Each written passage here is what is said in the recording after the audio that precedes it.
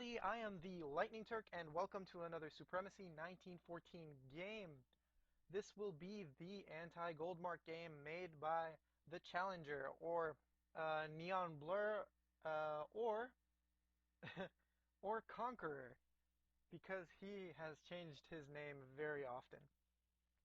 So let's get started right away by going over what has happened in the recent day. So first of all, we have seen Baffin go in for an invasion of British Canada, and he's actually taken that province right there. Don't know how to pronounce it, and I won't really try. So at this point, the neighbors, Canada, Federated States, and Confederated States, have a choice. They can either A, assist British Canada in eradicating Baffin, or B, go for British Canada and try to split up more territory for themselves in the upcoming days, and I guess we'll see. So going further south, the Ecuadorian Colombian just war of attrition continues as Ecuador takes a few provinces back.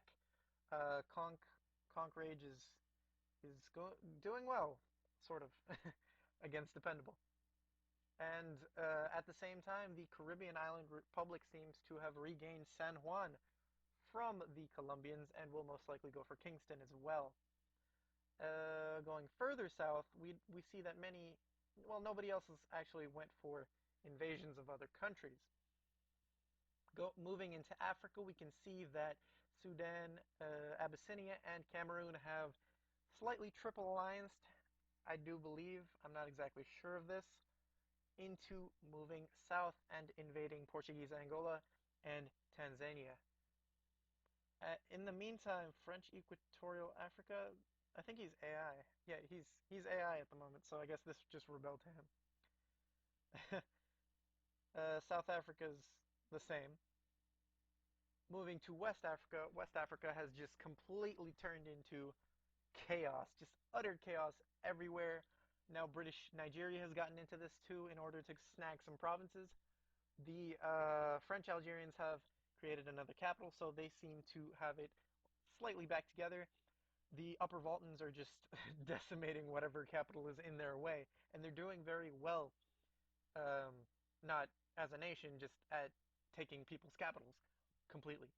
Uh, so far, the only successful countries out of this huge war I've seen are the AI British West Africa and British Nigeria, because although French Algeria invaded the Upper Balkans, they still didn't gain as much as they would have liked to. And I feel like French Morocco and Upper Volta are going to get the short end of the stick.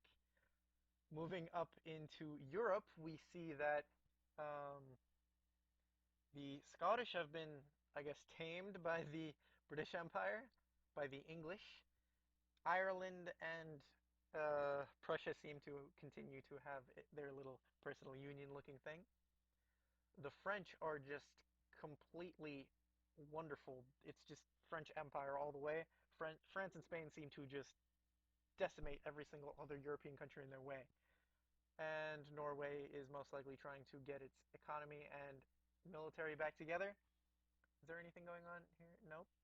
Uh, the Balkans have turned into chaos slightly as we got to gain Pristina, which is another province, a solid iron province, which will help our massive iron production anyways.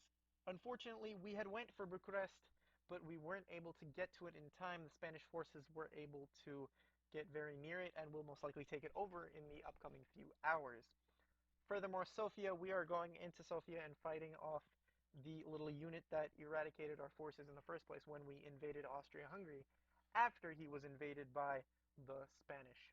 The Italians seem to have lost the original province that they uh, had before they tried to take Catanzaro. They lost Bari, and they will most likely lose Catanzaro as well. So Spain and France are just beautiful. Just, I hope they don't kill me, is basically the strategy. Furthermore, our little country is doing well. We got to protect Gaza and El Arish, as well as Jerusalem. Cairo is just Egypt finally got a country, a player in their country. So I've sent him a message, but he hasn't replied. So I hope for a positive answer for him, from him. Arabia is half AFK, our wonderful ally who had invaded the Hejaz with us, and it most likely looks like I will have to take down Tabuk and the remaining three provinces myself, and in fact maybe even go into the rest of Egypt and take British Egypt over here. Unless he ends his AFK madness and joins me and helps out, and that would be great. Let's see now. Persia's doing well. It's just, focusing on economic gain. It's got a solid amount of oil that late game will be very dangerous for everyone else in the region. And so will mine. I have a single little oil province here that will help me. I wish I had Bucharest. That would have really helped. British, Pakistan, and India are just chilling there. They're just focusing on defensive measures. They're not really good with Persia, or is it the other way around? I'm not very sure. The British Burmese have taken those two provinces. Asia's looking wonderful as the Republic of China and the Union of Indochina were able to successfully split up the Chinese Empire, who is right now, um, I guess, nearly dead. Let's see, is Xinjiang? Nope, Xinjiang is AI. So they will most likely move east and take, possibly even take Chinese Tibet and maybe even Kashmir, but that's a long shot. Anyways, these guys are very strong. The Korean invasion of Japan continues as the Japanese flail for some dying movements. Yakut and Manchuria are stalemating, I guess. Classic stalemate. Moving south, we have, is that Indochina? That's Indochina. I guess he snagged that province as well. We have United Dutch Indonesia over here. We have Dutch East Indies. Um, yeah, none of this has moved very much, aside from Malaysia being eradicated. The British New Zealanders are doing well in splitting apart Papua New Guinea, so they're most likely going to try to take all of that, while the Australians are continuing their unification of Austria. Or possibly not, actually. Let me check if they're at war.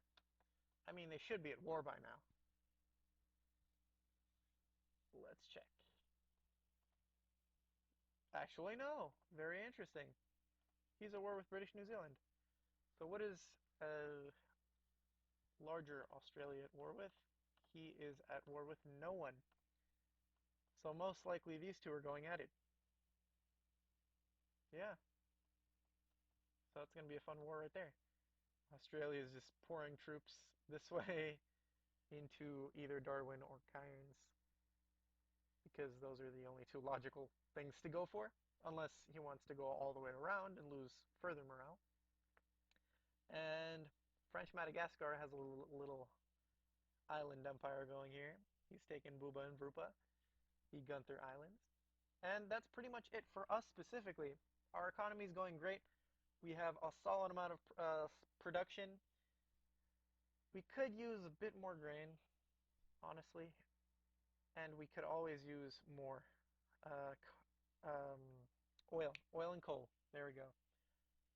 But luckily, we have our factory going up, and artillery will be very, very helpful in taking down the British Egyptians.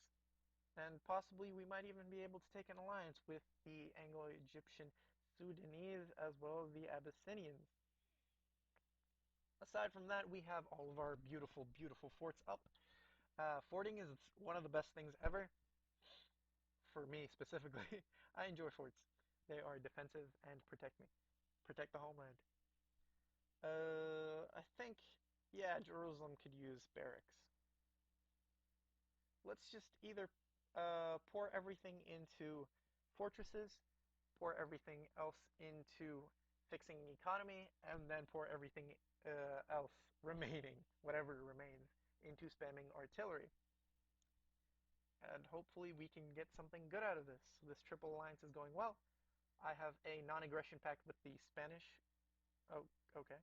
And relations are well with the Spanish as well as the Greeks. The Greeks seem to be AFK at the moment because they haven't done anything, I guess. However, the Greeks are working on a factory, which is very nice to know. This I did not know. However, they are not a dangerous people. They are pretty friendly, actually. They haven't touched me at all. Um, they're just playing defensive and just not moving any troops whatsoever. I guess most likely they could just scumbag me and invade me completely. And I'm really hoping that doesn't happen. But just in case, I'll be moving defensive forces to my borders, as always. Thanks a lot for watching. Like and subscribe if you enjoyed, and good luck. Happy hunting.